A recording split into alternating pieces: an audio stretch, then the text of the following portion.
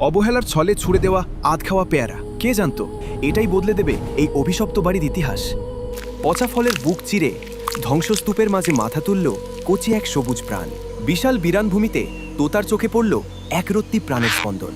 এই মৃত্যুপুরীতে নতুন অতিথি। শুরু হলো এক অসম লড়াই। ঠোঁটে নারকেলের মালায় একটুখানি জল আর অনেকখানি আশা। তৃষ্ণার্ত শিকড়ে পড়ল জীবনের ছোঁয়া। ফোঁটা ফোঁটা ভালোবাসায় সিক্ত হল রুক্ষ মাটি। দিন গড়ায়। অতন্দ্র প্রহরীর মতো সে আগলে রাখে চারাটিকে। ঝড়ঝাপটা থেকে বাঁচাতে সে একাই ঠাল।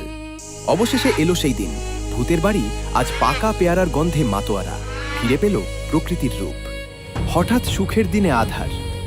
বুনো হনুমানের দল মুহূর্তেই তছনছ করে দিল তার সাধের বাগান। চোখের সামনে শুধুই ধ্বংসলীলা।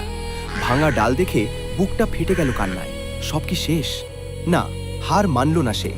চোখের জল মুছে বংশের ভেতর থেকেই খুঁজে নিল নতুন শুরুর বীজ। একটা গাছ হারিয়েছে তো কি, আজ সে বুনবে হাজারটা।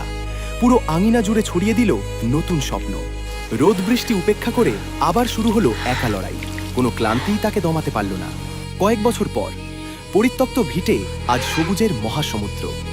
গড়ে উঠল বিশাল এক পেয়ারার রাজত্ব। মরা বাড়িতে আজ প্রাণের মেলা। দূর দূরান্ত থেকে হাজারো পাখি এলো উৎসবে মাততে। আধ খাওয়া পেয়ারা আর অদম্য জেদ বদলে দিল পুরো জগৎ। এই তোতার ত্যাগের জন্য কি একটা লাইক আর সাবস্ক্রাইব হবে না? বন্ধুরা, প্লিজ পাশে থাকবেন।